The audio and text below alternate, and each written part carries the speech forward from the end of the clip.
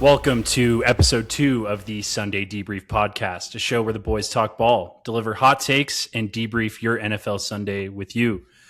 It is Tuesday, December 16th. I'm joined here with some amazing co-hosts. Frog, feeling good after a Bills win. How you doing, man? Doing fantastic, Dawson. Thanks for having us again. Good to see all the boys back on the pod for episode 2. And for everyone who actually listened, thank you very much. Get ready for some more madness and some good times. Absolutely. Excited to be on another episode here. Let's give a warm welcome to our boy CK, first time on the Sunday Debrief Pod. Cam, how you doing, man? I'm doing good, man. It's good to be back in the saddle. Good Broncos win on Sunday. I've got some hot takes with that. And, I'm ready to go, ready to talk sports again. Absolutely, man. I can't wait. And, of course, we have NoBalls on the pod today. NoBalls, the floor is yours. How are you doing, man? I'm so good right now. Can't wait to debrief some ball with the boys. Let's get to it. Let's go, man. Got a full show today. Love that. It was... Despite the injuries, hoping for a speedy recovery for the players that got hurt this week. Awesome week 15 in the NFL. Tons of good games in the morning slate, really good games in the afternoon slate. Couple teams clinched a playoff spot. Some more teams getting eliminated. So it's that time of year where it really is heating up, and it's just the best. You can't beat it, man. The first game, we're gonna jump right in. This was an electric football game in the morning slate there. We got Bills 35, Patriots 31. Patriots are up 21-0 in the first half. They're up 24-7 at halftime. And Frog, take me through the emotions of being a part of Bills Mafia, being a Bills fan. How were you feeling in that second half? I just want to start off, Dawson. Nobody in this group chat thought they would get it done. All the Sunday Debrief boys chirping back and forth. You're right. I will be transparent. I'm watching Trayvon Henderson average like 10 yards a carry. Stevenson's going off. Drake. I'm like, they're cooked, but you were so right. Like he averaged 10 yards a carry because he had one, incredible run after a push to the right side. He reverses it left, goes the distance. It was great. For a rookie, you can't ask for more. But all I want to say is that the Bills are the team. I mean, you still have Josh Allen doing his awesome stuff. Nolan's already disagreeing over here in the chat. But it's momentum, gentlemen. I think that really picked up Ray Davis. He's second year out of Kentucky. Third string kind of running back, gets minimal touches, but he is our returner. And he came out twice, 50-plus yards off of a return. So that momentum piece, huge. Matt Milano, the vet, representing right now. 10 tackles, gentlemen. 2 sacks, 2 tackles for losses. Nobody thought he had it in him at all. And I will say one final thing before I pass it to Nolan, because I'd love to hear this. Drake Maye, another game, no 300 yards. Yes. Yeah. I couldn't agree more about Ray Davis. The kickoff return to open the second half sparked the Bills. And you could tell, like, on the sideline, they're celebrating. Yeah, Ray Davis, what a play. So, NoBalls, the Patriots' 10-game win streak comes to an end.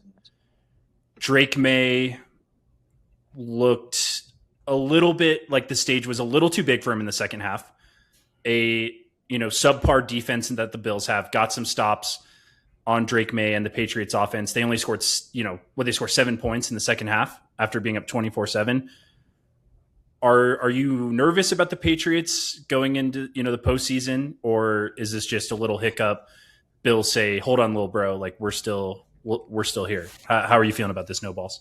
All right. First thing first, no one knows who those players Frankie mentioned, by the way. So you don't know ball. What that was about.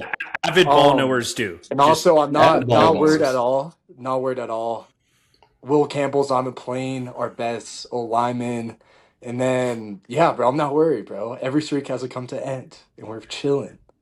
Dawson, in regard to what you mentioned about Drake Maye, I will say, in terms of, passing the football, neither quarterback did great. I don't think either quarterback threw for over 200 yards. It was a very run-heavy game.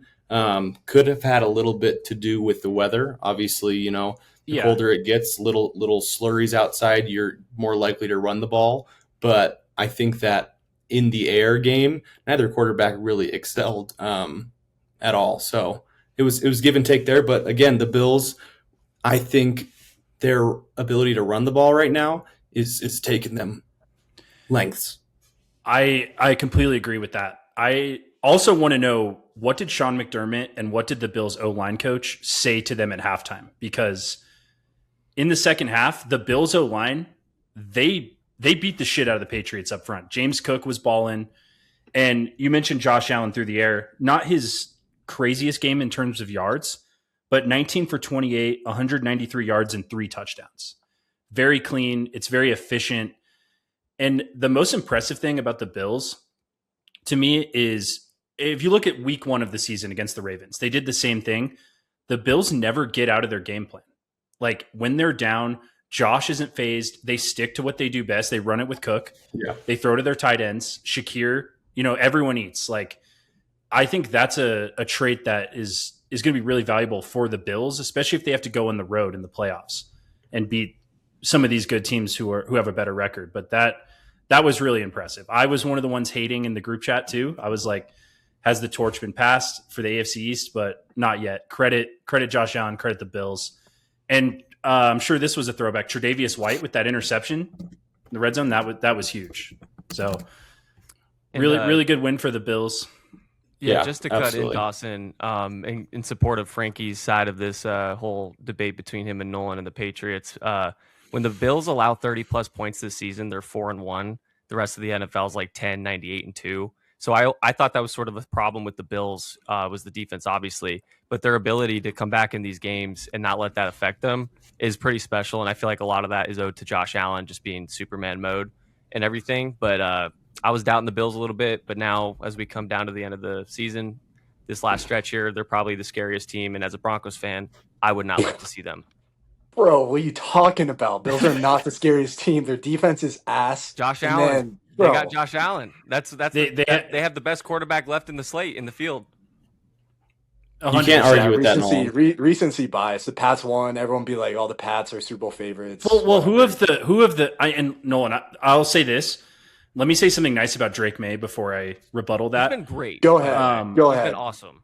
Yeah, Drake Maye's running touchdowns were great, and Trayvon Henderson's second long run in the second half, Drake Maye was lead blocking for him, which is incredible. So that was a sick play. That is awesome. I love that for Drake Maye. Last episode, I was talking about balls, and he showed he had some big ones after that run. Some for knockers. Sure. Drake Maye is awesome. But who have the Patriots beat? Like who have they beat that you really feel good about this year? The Bills already. Now it's early in the season, prime time. Okay. You could say that. Right, but then they avenged it and came back down. Like, they were down 21-0. Like, you can't feel great about this if you're a Patriots No, I don't feel great. I'm not worried at all, though. And I'll say for Nolan's side of it too, I don't know if he needs to feel like worried either. As I could kind of see both sides of this. They weren't expected to probably win as many games as they did. It's a success that they were able to split with Buffalo in general. I don't know. I think they're probably still in that process, though, of learning to be that playoff team that people are scared of. And we'll see. I could eat my words come playoff time, but I think there's still steps that they need to go through to get there completely. But they shouldn't be too worried about this loss.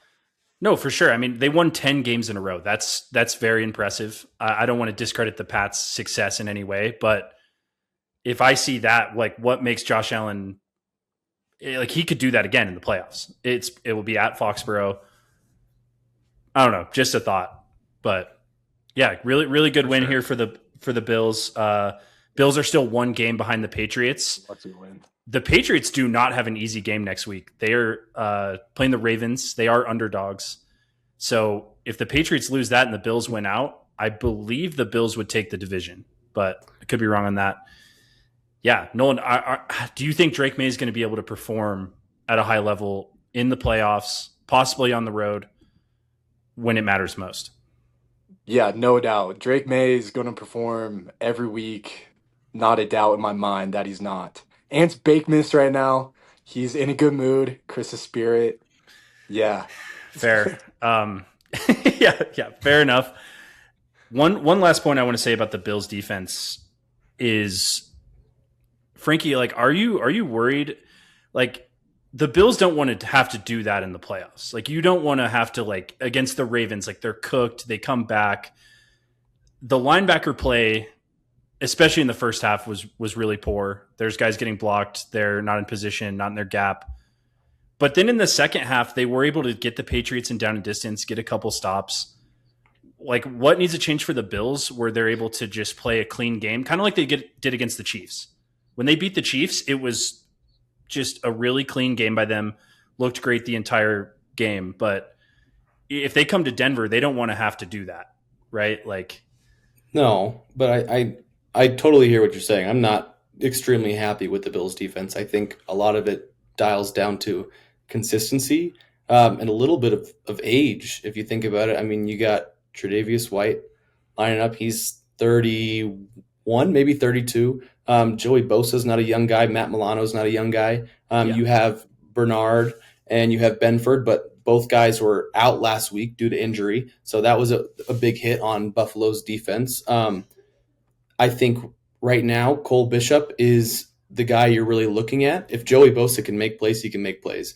But I don't think that the Bills have an explosive defense. I think they need to worry more about consistency and limiting the amount of those 5 to 10 yard passes that teams have, because that's where their defense struggles a lot, because nobody can get to the quarterback really. So they're having all this time in the world to just wait in the pocket a little bit and find those short routes, because they're not really getting killed deep per se like Riley Moss is, and I'm sure we'll get into that later because I have some feelings on that. But I think Dawson, it boils down to consistency for the Bills right now.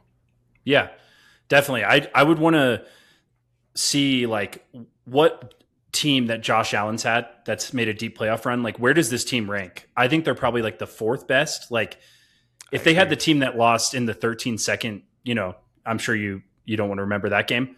They would probably wipe the AFC with that right now. But roster wise, yes, the Bills have some challenges, but 100% they do. Someone on the Bills I've been really disappointed with this year from consistencies compared to last year has been Greg Rousseau. I don't think that he was electric last year, boys. I mean, he was getting after the quarterback.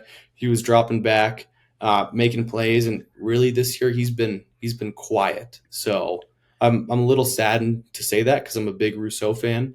I know it's one of Josh's main guys on defense he looks at outside of, his captain. But, yeah, he's been disappointing.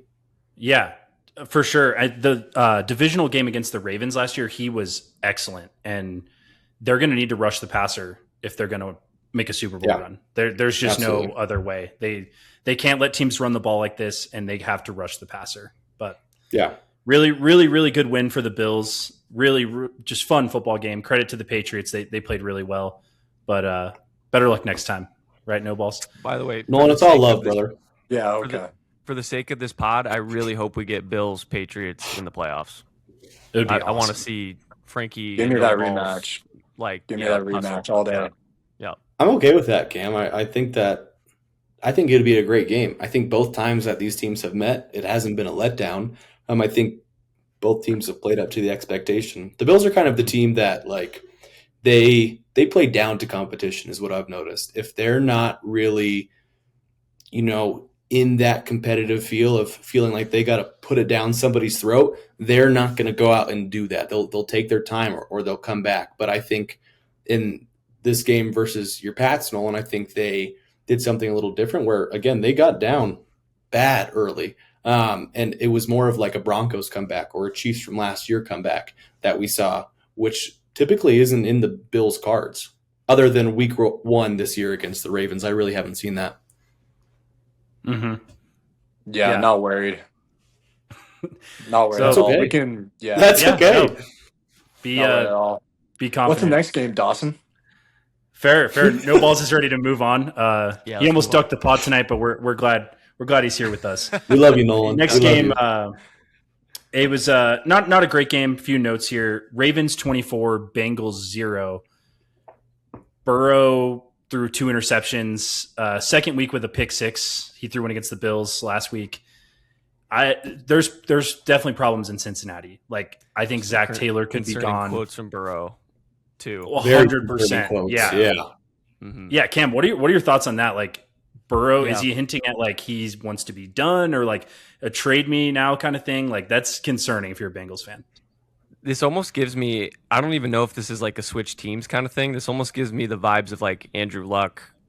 Right. I'm looking to move on to the next part of my life, like almost quit football vibes. And that would be a disaster for NFL fans and Bengals fans, obviously, but everyone involved. And I hope I'm wrong about that, but there's a lot of interesting trade candidates out there if he was to want to be out. And there's a couple teams that could really use him. Like I think of a Vikings or I had another one in mind, but the Vikings especially, that would be a good one. The Colts as a team would be a good one. I don't know. There's a couple good examples, but I'm concerned that that's I'm ready to be done with football vibe, as opposed to I want to be traded or stay with the Bengals, which would suck. So, yeah. It's concerning. I mean, if you're Burrow, would you rather just kind of chill, go around the world, date, a hot supermodel, or would you rather like put up 40 points a lot of weeks and your defense sells you and you lose the game and you're getting beat up? I think he's been injured almost half of his career. He's had like a serious injury. So got to feel it a little bit for Burrow. I feel like Jamar Chase has to be pissed too. He had like 10 for 130 in this game and they get shut out. Embarrassed in a divisional game. Just bad news. It's a shame. The Bengals ownership and the Bengals fans are really upset with the product that they put out every year. So it's a shame for those fans. I think he really needs to get out of Cincy, boys. He's got to be done there.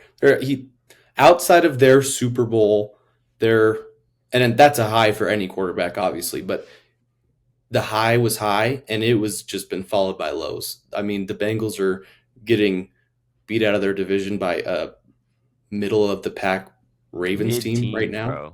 Yeah. Well, and it's weird. Yeah. The AFC North is kind of a bummer this year. The AFC North is like the equivalent to the NFC South in the NFC. Like the winner of that's probably going to be around 500. And that's usually not the case. Usually those 3 teams are all pretty good. So yeah. And they're fighting for that wild card spot, but not this year. Nolan, you want to see Burrow go somewhere else? Well, I have a hot take on Joe Burrow. Let's hear it. Is this okay? He's going to Death Valley. He's going to join Lane Kiffin and become the quarterback coach at LSU. He's done in the NFL. Whoa. Okay. All right. Very hot. Do you have another hot take for your segment too? If you're right on that, bro. Yeah. Joe Burrow's done in NFL. He's going to go to the Bayou with Lane Kiffin. Yeah. That just... All right. It's a hot take for a reason. I love it. That would be insane. Right. Like, I feel like that would be... Though. It's not crazy. No, it's not a crazy take, but I feel like that would be crazier than the Andrew Luck thing. I know Burrow's dealt with the injuries too, but the window that they had, they were in back-to-back AFC championships. They beat Mahomes at Arrowhead in an AFC championship, could have won the Super Bowl, and now just might completely collapse that franchise. I can't even imagine how Bengals fans feel. And not good quotes coming out of Cincinnati for Joe Burrow, but yeah, Bengals obviously eliminated. Ravens 1 game behind the Steelers, so they'll be trying for that. That'll be the 4 seed in the AFC playoffs for the AFC North champion. Our next game, and it wasn't a great game. I understand that this was against the Jets, but the Jaguars 48, Jets 20. Coming out of college, Trevor Lawrence is one of those guys you could look at and just be like, he's going to be nice. Like what? Yeah.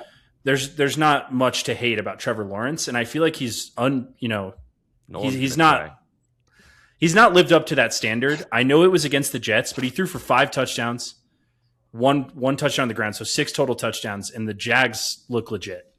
So Nolan, it looks like you have something to say about Trev. You called him irrelevant last week. Yeah, but so yeah, this is a great game from Trevor. But I think the real standout in that game was Brady Cook. Let Brady cook. You'll hear a lot about that name in the next couple of years. He had a great game, first game, threw a touchdown pass of his career, you'll hear that name in the future. So Brady Cook threw 3 interceptions in this game. And I believe Jets fans are excited about Fernando Mendoza possibly coming to New York, but Nolan seems to like young quarterback out of Missouri, Brady Cook. Let Brady cook. That's fair. You'll hear that name in the future. I'll just put that out there. But I really hope these takes age well for you. That's a tough one. I actually work with a Jets fan, and I brought up, I was like, does Brady Cook? He's flashed a couple times. I'll agree with you on that. This Jets fan shut it down immediately. It was like, no, get him off the team. Mendoza, welcome to the Jets. So that's just how they're feeling up in New York about that. Obviously, a tough situation. On Lawrence, for what it's worth, he became the first player in NFL history with 5+ passing touchdowns, 1+ rushing touchdown, and 50 rushing yards in the same game. His 11 completions, 216 yards, and 3 touchdowns on passes of 10+ air yards are all career highs. So I know it's against the Jets, but that was impressive. That was impressive from Trevor Lawrence. I think he needed that. I think you look at the Jags the last couple seasons, and they've had, again, their lows, and this is definitely their high right now. But Trevor Lawrence, with his first-year success at Clemson, then losing 2 straight national championships in a row after that, and then being drafted by the Jaguars, that can't feel good if you're top 10 pick in the draft. So, or even number 1 like he was. But for him, I think now, like we talked about last time, the relevancy piece, I think he's put that past him because Clemson was a powerhouse and the Jaguars are quite the opposite of that in the NFL. So to see what he's doing with that team right now, and yes, I would say, I mean, they have a defense that's peeking in on that top 5 defense. Like, there is a lot to look forward to with Trevor Lawrence. That's a good for sure. Against the Jets, I wouldn't really read into it that much. But the season doesn't lie. All right, the season doesn't lie. In defense of Nolan, for this panel, I got a question. Are any of you worried about your teams facing off with the Jaguars in the playoffs? I would be. No. If you have to go there. I am as a Broncos fan. I don't know if I am. I don't know if I'm there yet with them. I see what you're saying, Cam. That's what I'm saying. Yeah. But is that recency bias playing a key there? Because recency outside of the last year, the Jaguars are garbage. So maybe that's almost like a Broncos thing before Bo Nix. Like, nobody was worried about them, and some people still weren't, even though they were winning games. So you do have to remember next week against the Broncos to show me that I should be scared of them, but we'll see. For sure. That's fair. Absolutely. You do have to remember a couple of years ago, they beat the Chargers. It was a crazy comeback. I think they were down like 27. They beat the Chargers in the wild card and then almost beat the Chiefs at Kansas City in the divisional. You are right. So you are right. And that's Nolan, to debuttal you, like, Trevor Lawrence has had terrible coaching. Really, I mean, Doug Peterson's all right. Urban Meyer was a complete shit show. He's like getting drunk at the bar, hitting on college girls while his team's going like 0-10. Gets fired.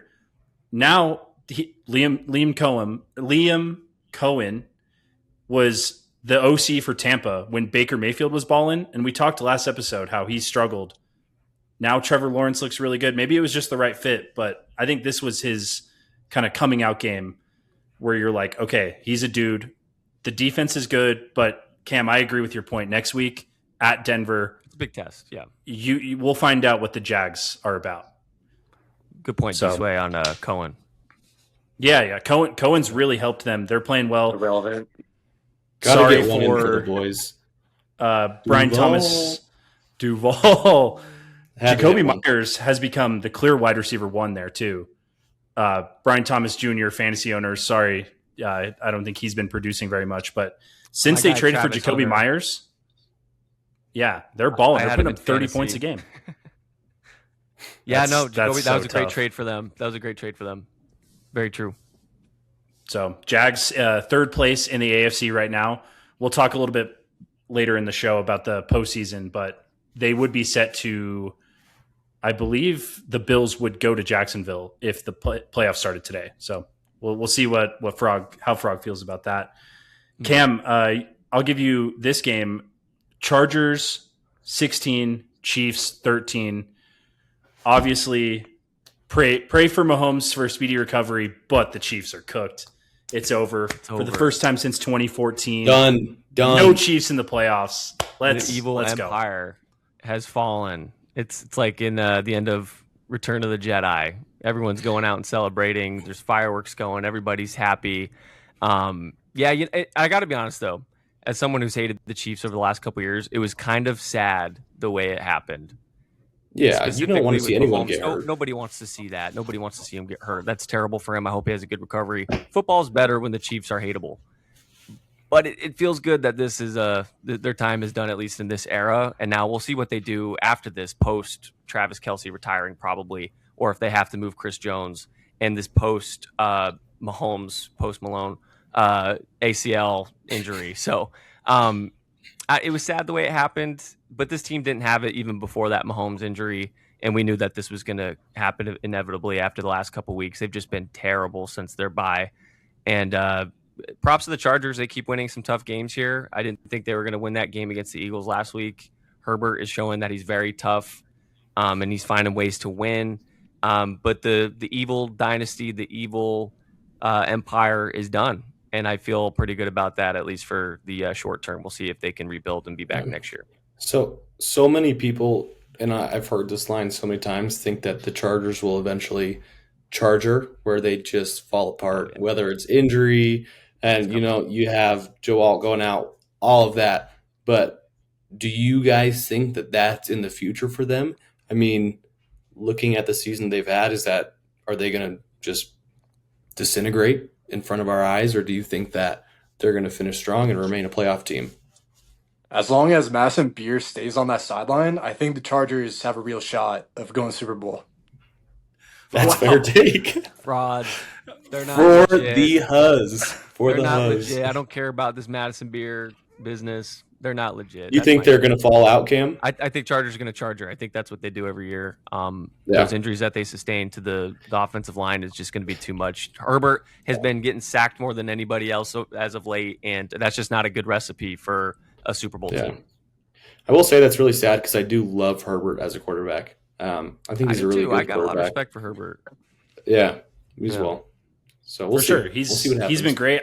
I agree with Cam on this. Like last year, Herbert, I think, threw 2 interceptions all of last season, and that playoff game against the Texans, he threw like 3 picks. Yeah. So it doesn't even matter what coach they have. Like Harbaugh is a damn good coach, knows how to win in the postseason, and they still chargered.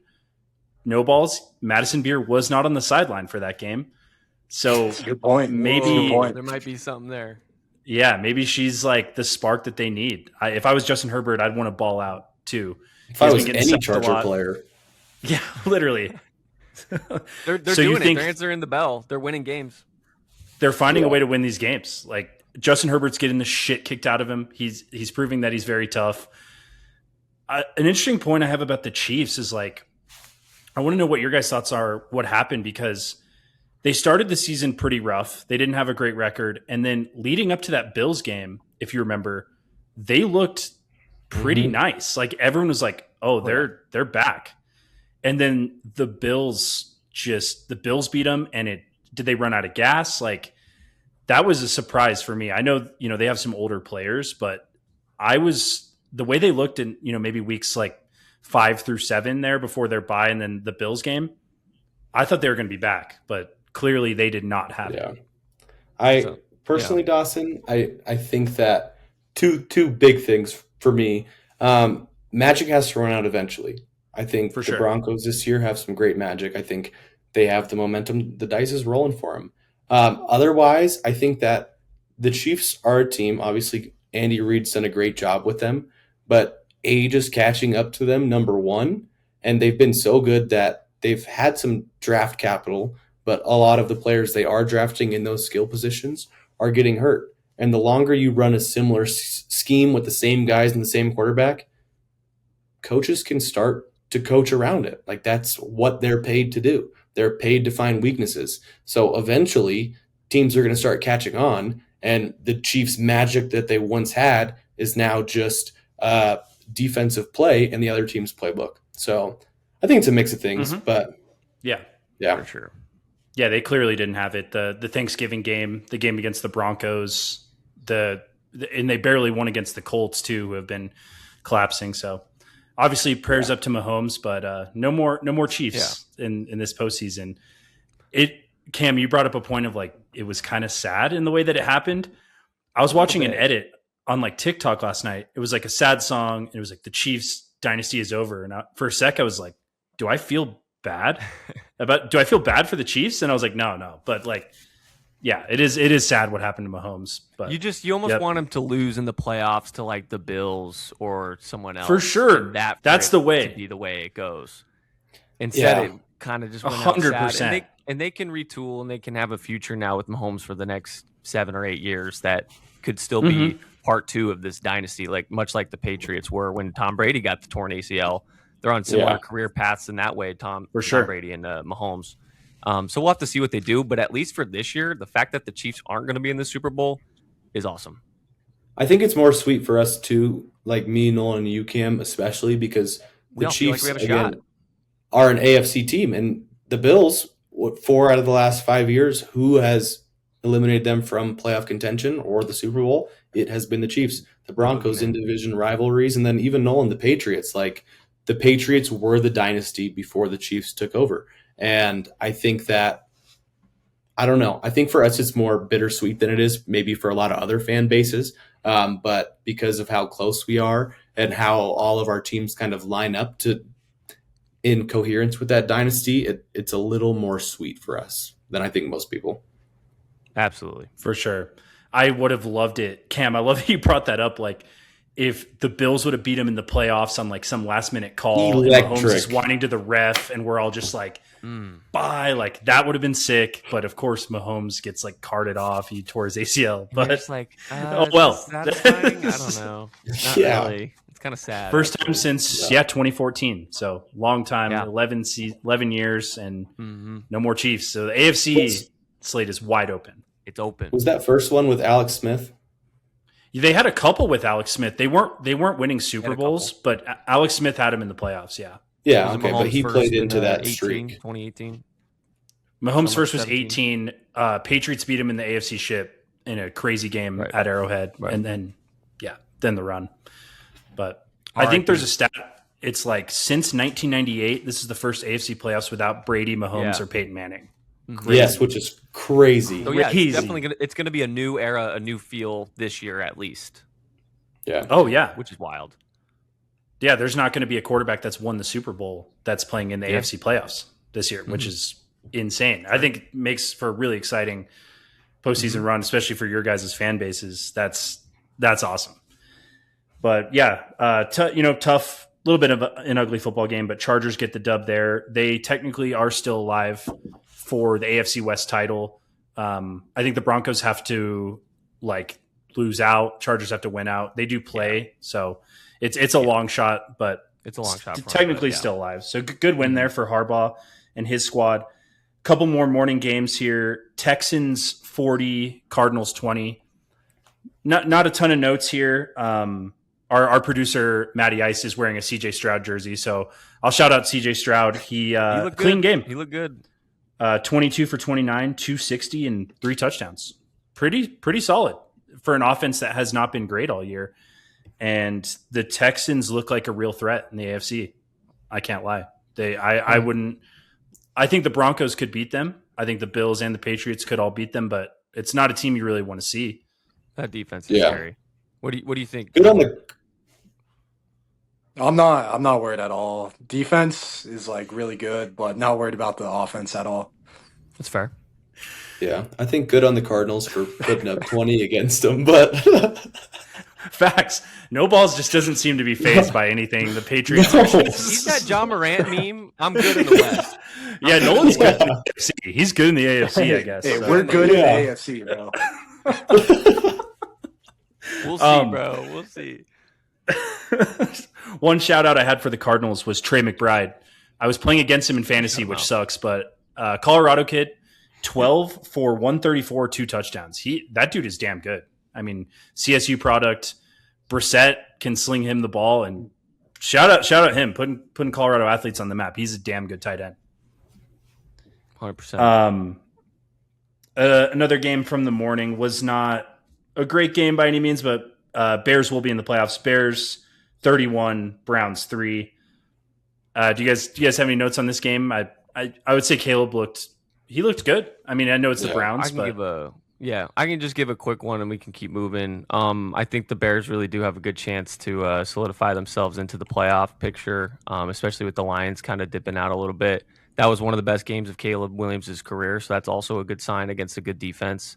And I think the Bears actually do have a really legit shot to, I don't know if winning a playoff game is really on the table for them, but getting there is a huge step with the first year of Ben Johnson and for Caleb Williams' development. So good win for them. Shedeur Sanders looked rough. I don't have much to add there. It's just going to be negative. But what do you think, Frog? I agree wholeheartedly with you. I love seeing 2 Swift touchdowns. I love seeing 2 DJ Moore touchdowns.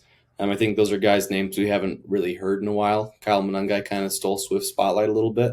And Odunze, kind of overtaking DJ Moore there. So as a semi-Bears fan, it's good to see that their veteran players are still contributing and Caleb's still looking for them. Because I think he has a strong relationship with a lot of the young guys, but they need to be a well-rounded team. They have some weapons they got to utilize. So it's good to see. Yeah, definitely. Good, really good for the Bears.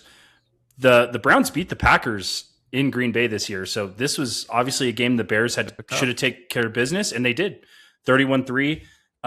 Myles Garrett is, I believe, like 2 sacks away from the record. So Browns can take that with them. He'll probably break the record with 3 games left. He's a monster, but you got to feel bad for him. He's just on such a garbage team. Hey man, he signed there. He wanted to be there. He signed that big old contract. He did. He wanted to stay there. It's so good for him.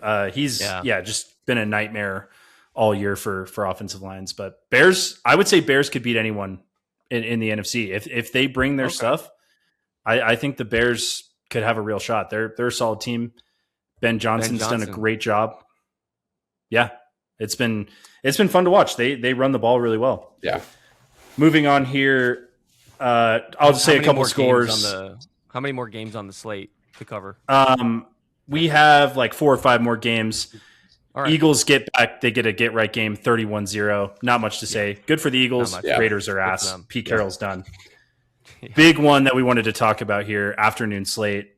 Broncos 34, Packers 26. Say his name. Bo fucking Nix. Nix. Listen. That was a great game. I mean, this team, they're showing it to me. Before this game, I wasn't really in the train that they might make the Super Bowl or anything, but now I'm kind of joining in now. I think I needed to see them maybe handle a game like that, and for Bo Nix to put together 4 quarters and just look awesome for 3 hours, and that's exactly what he did. 302 through the air, 4 touchdown passes, passing rating of 134.7. Out-dueling Jordan Love, a guy that's like maybe similar to him. And during Toyotathon too, by the way, when Jordan Love plays his best football. So impressive there from Bo. and just some of the confidence and some of the throws that he was making, that 4th and 3 to Sutton to pretty much ice the game. Not ice the game completely, but that was crazy. And they got it. And I can't say nothing but good things about Bo Nix and what I'm seeing from the Broncos. Right now, according to the Athletic Playoff Simulator, the Broncos have a 91% chance to win the division, 73% chance to lock up the first round bye. And I just got to say, if the Broncos get to host 2 games in Denver in the playoffs come January, they got a really good chance to make the Super Bowl in that environment. Absolutely. And for sure, like 12 straight at home. Their last loss at home was in October 13th of last year against the Chargers. So it's been over a year. Yeah, I think what I love most about this team, and I think Garrett Bowles summed it up really well in his post-game interview, is that they're only worried about the people in their building. They're only worried about their teammates. They're only worried about their coaches and what they do. Yeah, I think that dynamic, and yes, the overdog thing that Bo Nix said, it was cheesy. It was so cheesy. Overdogs, baby. Yeah, but at the end of the day, like, looking, especially all of us being from Denver, looking at the Russell Wilson era and all of the quarterbacks before that, everybody's been waiting for this. And that to see a guy like Garrett Bowles, who's been on the Broncos for a long time, talk about the camaraderie and the kinship that's come from this team. Like they're really riding for the brand right now. And I would be, as a Bills fan, I'm scared to go against the Broncos. That's a scary game for me. Nolan, what you got? They would beat the Patriots. Come on, man. They would beat the Patriots. No. Like, honestly, I think the Broncos are pretty overrated. They really shouldn't be the record they have right now. And their offense doesn't look good at all. And, overrated. Nolan, you guys are loving the Broncos. Oh, Broncos are going to win the division, which they are. But so overrated. Bro, I don't agree on that. One of the best defenses in the NFL and put up 34. Bo Nix played a pretty much a perfect game. It's literally, it's not. Against the injured Packers game. Passer rating. Bo Nix just wiped the floor with Drake Maye this past Sunday. Played way better. Way better. Yeah, 1 week. Way better. He's the better quarterback from the class. Week 1 through 10, bro, is the opposite. What are odds? Anyone know odds between MVPs between Drake Maye and Bo Nix right now? Oh, Drake Maye should be ahead. Drake Maye should be ahead. He's had a better year, but he's had a better year. The Patriots have bias is all I'm hearing right now. Have the Patriots beat a team as good as the Packers this year? No, but that doesn't matter. The Broncos have way more quality wins than the Patriots do. Way more. It's not even close. Yeah. I could see Denver being a first round exit, or if they get the bye, second round exit so easily. Wow. Not in Denver. Some L takes. I can't lie. L takes from NoBalls. Not in Denver. On the show. If they get the 1 seed, I really do think the Broncos are going to the Super Bowl. That's what Nolan's here for, boys. Nolan's here for the hot takes. And Nolan's here for the hot takes. We need you. I'm here to humble you guys a little bit. You guys are sucking off the Broncos. They're not that good. Because did you? I don't think you watched the game. Hit the L clearly, but as soon as you're wrong. But we'll see. A couple things I want to say about this game, Frankie. I love that you brought up the Russell Wilson era. So the Broncos moved on from Russell Wilson and took like one of the biggest cap hits in I think it was the biggest cap hit in the history of the sport. They're in cap hell. And Broncos fans, if you want a reason why they did that, the touchdown that Bo Nix threw to Troy Franklin at the end of the third quarter, it was, if anyone didn't see, it was up the seam. It was over a linebacker and, in front of the safety. Russell Wilson cannot make those throws. And Bo Nix is showing exactly why you went out and drafted him. And he's clearly by far the best quarterback from that draft class. It's better than Drake Maye. That's my take on that. Sorry, Nolan, you got me going a little bit there with that. Our producer had a good note for us too. Bo Nix has the most TDs on 20+ yards this season with 18. Mm-hmm. And by the way, he's balling. The producer was in attendance. Stats are so irrelevant. So, I also want to shout out the O-line. Bo Nix was not sacked in this game. They looked great against a very stout defense. Bo looked completely comfortable. His mechanics were great with his feet. The touchdown throw to Cortland Sutton too was beautiful. Easily the best game of his career and better than any game that Drake Maye has had in his career. I'm sorry I keep hating on Drake Maye, but it is true. I love that. It is true. Back to Drake. I keep hating. I've had a lot of hate on Drake Maye, and I'm sorry for that. But one little argument I want to get into here, and I'm going to defend a guy. It's going to be a little bit of a hot take here, but I think he has the hardest job on the field for the Broncos, and that's Riley Moss. I've seen a lot of people very angry about how he plays.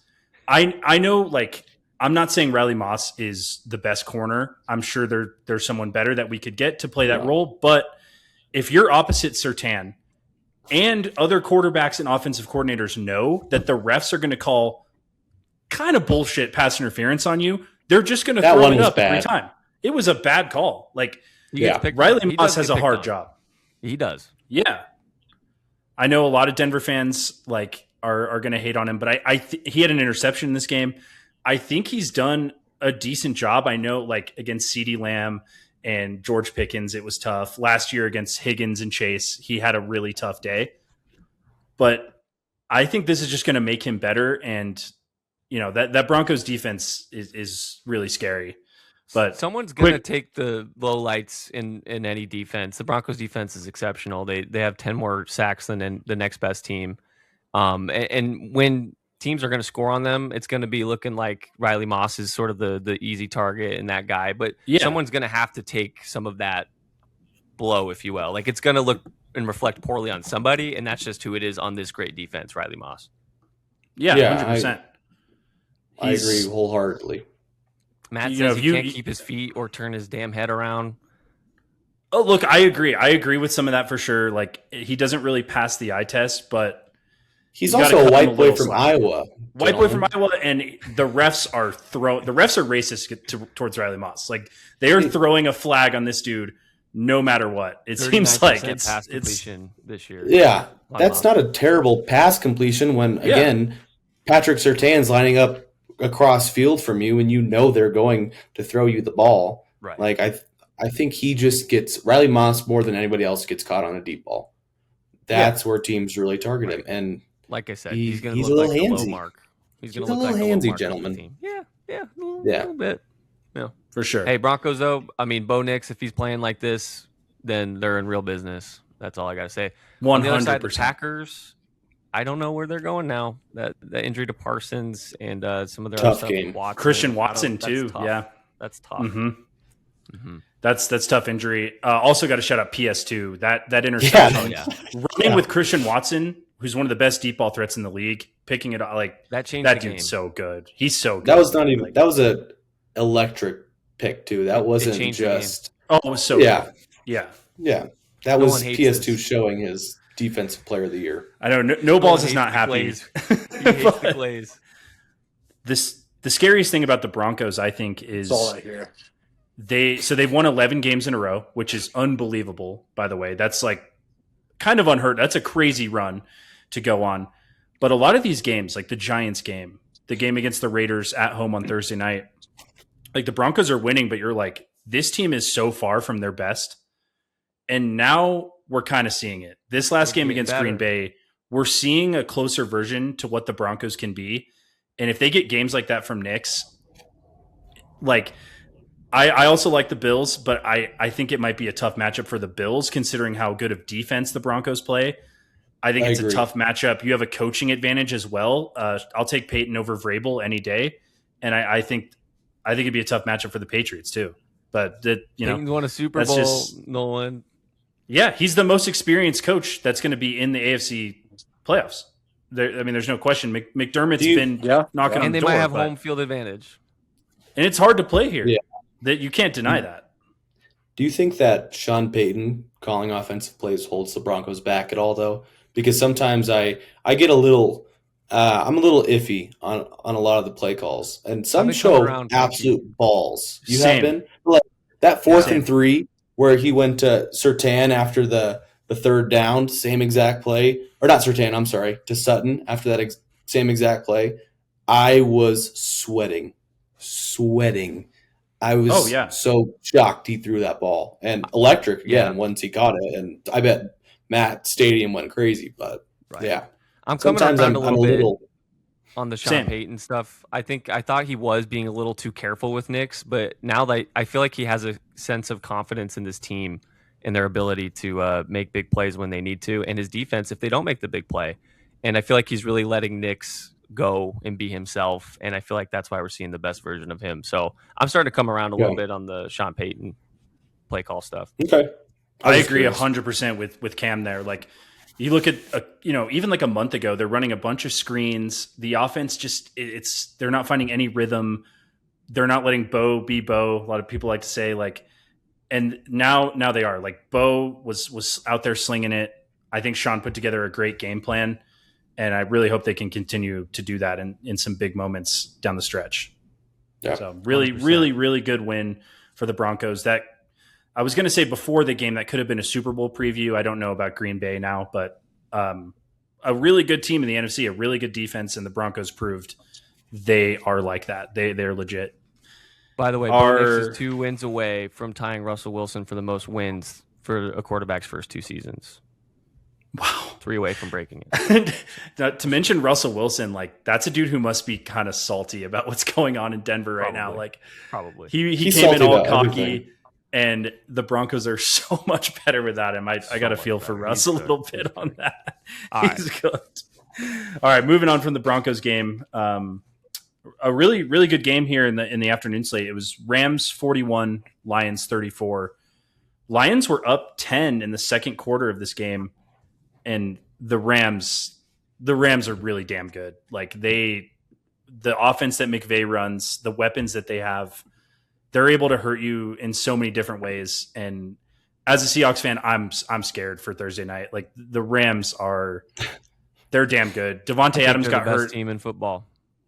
I have to agree. Like Devontae Adams is out, I think, with a hamstring, and it doesn't matter that much. Like they can do so much. Both the running backs are good. The tight ends that they run, like they're nice. Stafford's balling. It's going to be a tough out to beat the Rams. Stafford MVP. Also, if you have Puka averaging 20 yards, I mean, he's been unbelievable this season. Only 9 receptions, 181 yards. That is a crazy line for Puka. Oh, it's crazy. What they do with Puka, play, and then he keeps going. Yeah, he does. The routes that they run with Puka in like the slot are nuts. Like it's impossible for a linebacker to reroute Puka on that. You can't touch him, and he has a free release. Safeties can't get down on that. There's no stopping it. Like for me, it's weird though that like the Lions have such great offensive weapons. They have Gibbs, they have Montgomery. I like Tesla, or however the hell you say his last name. Like I think they have so many weapons. Yeah, a little twang in there, but like the inconsistencies. I think Jahmyr Gibbs, he's in the last like 5 weeks rushed for 0 touchdowns, 3 touchdowns, 0, 3, 0. So yes, it's interesting to me. I'm glad you brought that up because I do have some notes here. I love Jahmyr Gibbs. I think he's a great running back. Yeah. But if you look at his stats against really good defenses that are well coached, that don't miss out on their gap assignments, you can hold Gibbs like on the ground. You can contain him. He had 13 for 38 yards in this game. This isn't the New York Giants. Like I know against the Giants, he had like 260 yards, 3 touchdowns. A good defense like the Rams, they held him in check. And I think that's a weakness for the Lions. Maybe it's just they're missing Ben Johnson calling the plays. But yeah, Gibbs can be contained if you have a good physical, well-coached defense. And one more thing I had for this game was Amon-Ra, 13 for 164 and 2 touchdowns. Great game for him. He's a beast. Lions, I on the outside looking in. Yeah, they are. I don't know if they can. Obviously, there's still some time for them, but they look like the team that might be missing the playoffs out of the NFC North. But I had a question for Nolan. Do you think that it should be Stafford MVP at the end of the year, or do you think Maye should be the guy? Honestly, I wouldn't be mad if Stafford won. He's playing crazy, but I think Drake Maye deserves it the most. That's fair. Fair take. I wanted to know because I know some Patriots fans that are like, I'm okay if Stafford, like you mentioned, you're okay if Stafford wins it, but some are very staunchly like, no, it should be Drake. But fair enough. Yeah, Stafford wins, well deserved.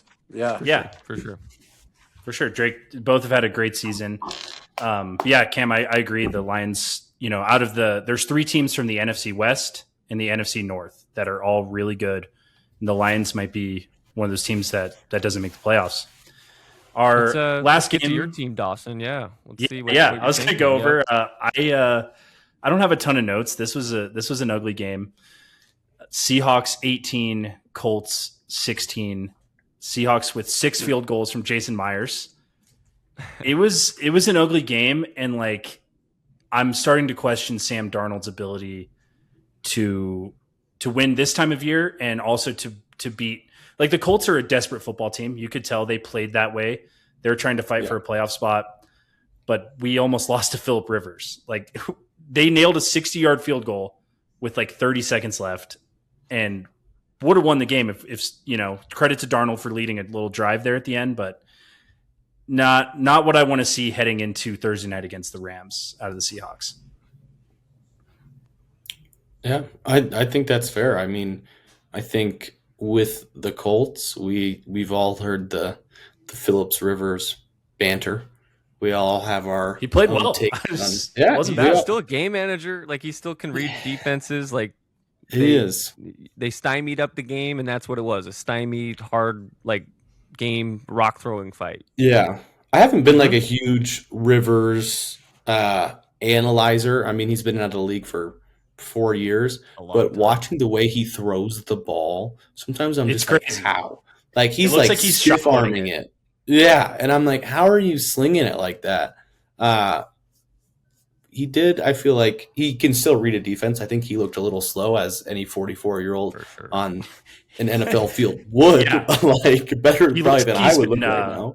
He looks like he's been taking down some beers in his retirement. He looks pretty big. Is was one of my thoughts. Yeah. But literally, little bit of an ugly football game there. Seahawks get the win. For your team, though, I see them really competing and having a chance in the NFC. There's the Sam Darnold question, for sure. I believe in that defense. I believe in what they can do, but Sam Darnold's got to show up and perform. Yeah, the defense is great. I mean, they really bailed the Seahawks out in this game, and especially when against the Rams. First game this year, Darnold throws 4 picks against the Rams. Last year on the Vikings in their playoff game, Darnold was atrocious against the Rams. So I almost think like McVay and the Rams, like whatever they draw up is kind of his kryptonite. Really hoping to see a different result on Thursday, but yeah, you have the rosters there. Just quarterback play. It could definitely be better. But yeah, Seahawks go to 11-3. They face the Rams Thursday night. Huge game. Winner takes sole control of the NFC West and probably the 1 seed in the NFC. It's going to be a huge matchup. Looking forward to it. Good for Al Michaels. He can be happy about a game that they gave them. He won't be cranky, hopefully. Yeah. But that's our Sunday recap. It was a really good Week 15. Some really good games, and prayers up to anyone that got hurt during the slate. But we're going to move on to a reoccurring segment on our show that I'm really excited for today. And that is Frogs 5. Can't wait to hear what you have for us today. We need like some theme music. Whoop, whoop. We do. Give Frog his theme music. Yeah, I would love that. And in the future, a little green screen could be cool. Edit that in, whatever. Week 2, you guys, of the Sunday Debrief, Frogs 5. In the spirit of Patrick Mahomes going down today, or a couple days ago, we have top 5 injured players that would have changed the season for their team had they not been injured. Had they not been injured. A little optimism, maybe a little fortune telling here, but I think that number 5 slot, we have James Conner. I think he went down early season. I don't think the Cardinals looked bad before he was hurt. I don't think that they were the same Cardinals team they are now. He represents a lot more than on-field play, too. Like, he's the heart and soul of that Absolutely. team. So, to lose him like that, sure. Brutal. And he's your weapon. And then without him, Kyler has to take on a lot more responsibility, a lot more playmaking. And then I think as a result, Kyler kind of fell because of that. So James Conner, number 5. Number 4, kind of surprised I put him this low on this list. I had Jaden Daniels. I know that the Commanders are kind of a wreck this year. You have Zach Ertz going out football, hurt. Correct? Yeah, oldest team in football. But I think that he's a playmaker. He's the face of the Commanders. A Super Bowl run as a rookie.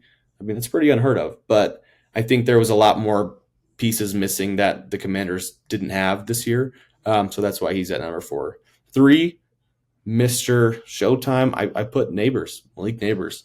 I think that the Giants showed some promise throughout the year. I think so. Yeah, exactly. He hurt a lot of people in fantasy.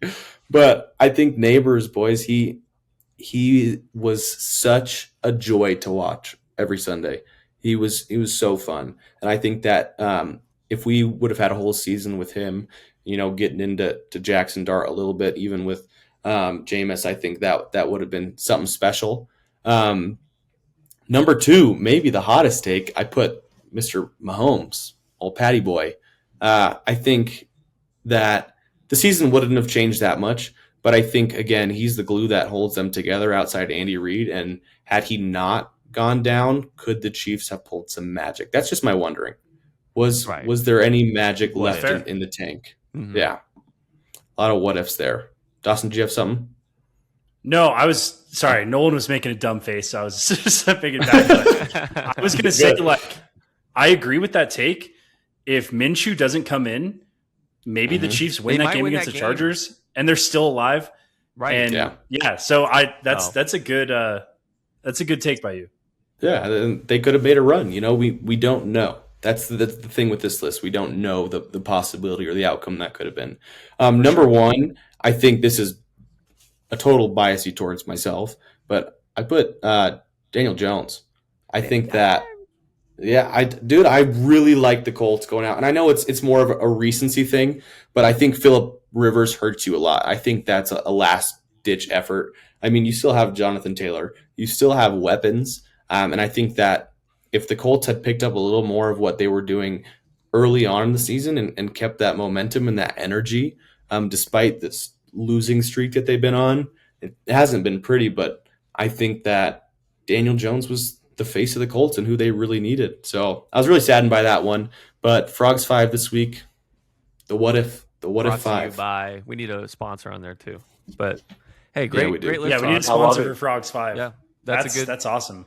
I like it. Thank you, boys. That's a good list, man. Appreciate it. Yeah, I like the Danny Dimes at the top. Honestly, that offense was really prolific and everything, and he goes out with the broken leg and then gets injured even more, and who knows what they could have accomplished. Yeah, absolutely. For sure. But Frog, thank you for that. Love Frogs 5, man. Can't wait to see your future lists that you might have. And our next segment is another reoccurring segment we have on our show every week. You've kind of gotten this the entire show. We'll see what else NoBalls has. It is personality right now with NoBalls. NoBalls, let's hear it, man. NoBalls with All right, my hot take of the day, boys. The Chicago Bears are going to the Super Bowl. Chicago is all the way back. Ben Johnson, Caleb Williams. Chicago's going to be rocking. They're going to have an 85 Bears miracle. I love it. I'm so here for that take, Nolan. Yeah, Nolan, that's so here for that. Actually, that's a good take. That's a good. My dad would have creamed his pants if you had told him that. Just wanted to let you know. Lost it. Oh God. I love that you saved a very reasonable hot take for the segment. Yeah. But some of your takes earlier in the show were just crazy, ridiculous. Firing off the hip. A good take, man. Yeah. I like that. No, and it is a hot take, and it should be because it's your hot take segment with NoBalls. But it's conceivable. And if Caleb Williams is legit and Ben Johnson, the way that things are looking with them and everything, you could see it happening potentially. It might be tough to beat a Rams or a Seahawks or something, but they could do it. Yeah, for sure. I love that. I applaud. That was your best take of the day. Bears are back. They're back. Title of the vid: Bears are back. Ooh, love that, man. That's a really good take. Spend that much time on the Bears. I know, but I still love it. Nolan, thank you for that. Just before we go, I just want to touch base a little bit on the postseason, see what you guys are thinking about who your top contenders are. Every week. Yeah. So I have the standings right here. Not a ton has changed especially the AFC standings have stayed the same, but we'll start in the AFC. Broncos with the 1 seed, Patriots at the 2, Jags 3, Steelers 4, Chargers 5, Bills 6, and Texans 7. What do you guys? This is a very wide open AFC playoff slate. There's not really one team you can pick out here that you would say is the clear favorite. The Bills have been knocking on the door, but a team that there's no teams here that have really crossed the finish line and won the Super Bowl in a while. So I want to hear your guys' thoughts on how is this AFC playoff picture going to turn out? I got a thought for Frankie first. Sure. Just because it's Bills related, but without Mahomes and the boogeyman and everything for Josh Allen and the Buffalo Bills, they should have the most pressure on them to win the Super Bowl, or at least get to the Super Bowl this year. Yeah. I think, and I think you would say that's fair. If Josh Allen goes out and does his stuff that we know he's capable of, I think they could definitely do it. And yeah, we haven't seen any of these teams do it yet. So the AFC is very open, but I want to say that the Bills have the most pressure on them, far none, to get there. and make something happen. I agree with you. And I think Josh coming off an MVP season, that's the goal. I mean, of every quarterback, but being named the best player in all of football or the one who can make the biggest impact, like now is your time to shine. I think that new dad power is real. We saw it with the Bills and Dawson Knox last Sunday. Super, super real, but they have a lot of pressure on them, and it makes me nervous. Yeah, right? Josh, if you're listening, congrats, yeah. But the pressure is real, dude, and it scares me because the pressure has always been the Bills as an underdog in terms of like, again, we're facing Patrick Mahomes or whoever they're facing, but it's real now. And I think that with no Lamar, potentially, no Mahomes, and there's just it's open. It's open is what I'll say. It's really is. It's wide open. And the Bills, I agree completely, have the most to lose because their quarterback, out of all these teams, there's a lot of young quarterbacks here. Their quarterback is the most in his prime, and you don't know how long that window is going to stay open for the Bills. Yeah. The window's been open, and they've just had one hump that they couldn't get over. He's the Hall of Fame guy, too, at this moment. Like, he's the Hall of Famer. Oh, yeah. Yep. Yeah. He's the best quarterback here by far, and that hump that they couldn't get over is not here. So yeah, the Bills, they got to take advantage of this slate. Yeah. I will say if it lines up. Oh, go ahead. I was just going to ask him, but you're not worried in the AFC? You think the Pats are heading to the Super Bowl this year? Yeah, it's going to be Pats Bears Super Bowl. I don't see anyone other than probably the Texans to be really worried about in the AFC. Okay. Fair. Yeah. Okay. Yeah. Fair. No, Broncos that's are Pats Bears. What an interesting Super Bowl. Yeah. That would be crazy. That'd be electric. I would be so very entertained. It'd be a good game. Matchup was in '85. That was the Super Bowl in '85. Was it Pats Bears? Repeat year. Nice. Yeah, it was Pats Bears. Bears blew them out. But I want everybody to say who they got coming out of the AFC though before we go to the NFC real quick. For sure. So Frog, I'm guessing you got the Bills. Without a doubt, Bills. Understandable. Yep. Cam, who are you rocking with? I am going with the Broncos. They showed me what I needed to see on Sunday, and I think Bo Nix is legit. And I'm going with the Broncos. I think they can do it. Especially, I'm gonna co-sign on that. I really think it's gonna be the Broncos. They showed that they can beat a Super Bowl caliber team in a really physical football game. Bo Nix is clutch. He's like that, but he is a little bit. He is unproven. Well, we live in Denver. Of course, it's a little biased, dude. But like, Bo Nix is ratio still unproven. Josh Allen's the most, but I like our takes there. Bills, Broncos, and Patriots. So some good options out of the AFC. We Over to the NFC real NFC, quick yeah. before we wrap up. Standings changed just a little bit. Rams at the 1 seed, Bears at the 2, Eagles at the 3 seed, Bucks at the 4, Seahawks 5, 49ers 6, and Packers 7. So the Packers and Bears have been switching off weeks, jumping from the 1 seed to the 7, which is nuts. But the NFC is stacked. I said this last week. I think the winner of the NFC is going to win the Super Bowl, and it's going to be a bloodbath to make it there. But Frog, who's your top choice coming out of the NFC? There's nothing more that I could want out of the NFC than an NFC championship game between the Bears and the Packers. Not that would ever probably line up in that way.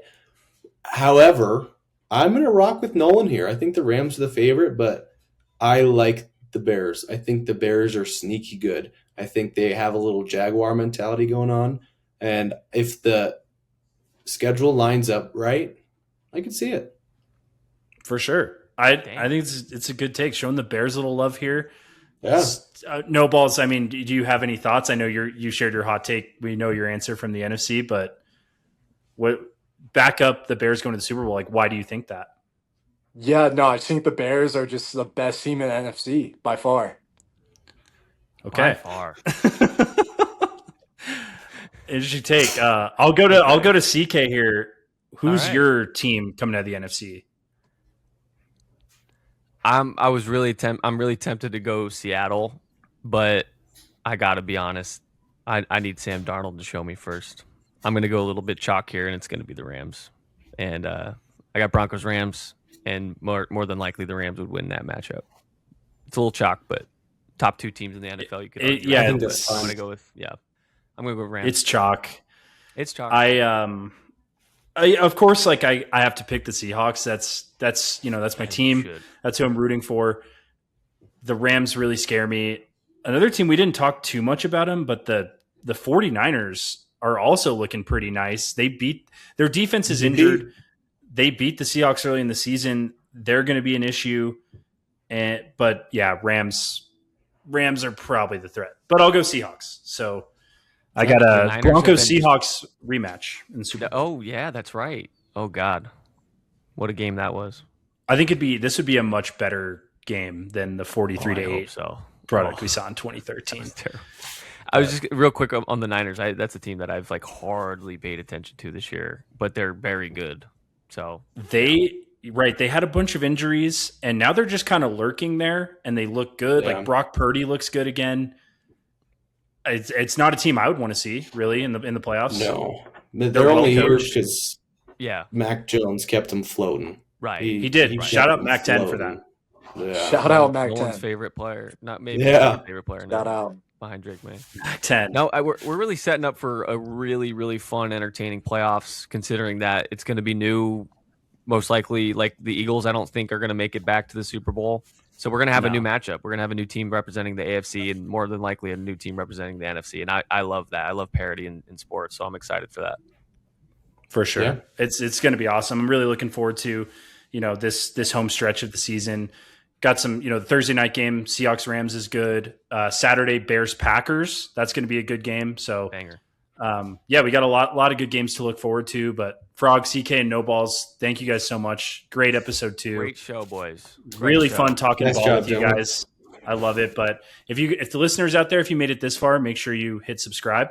We're going to try to post every week. We film it every Tuesday.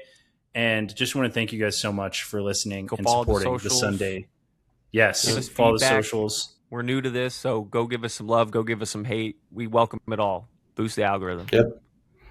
Absolutely. But excited to debrief next Sunday with you guys right before Christmas. And thanks so much for tuning in. We'll see you guys next week. Love y'all. Hit that outro, man.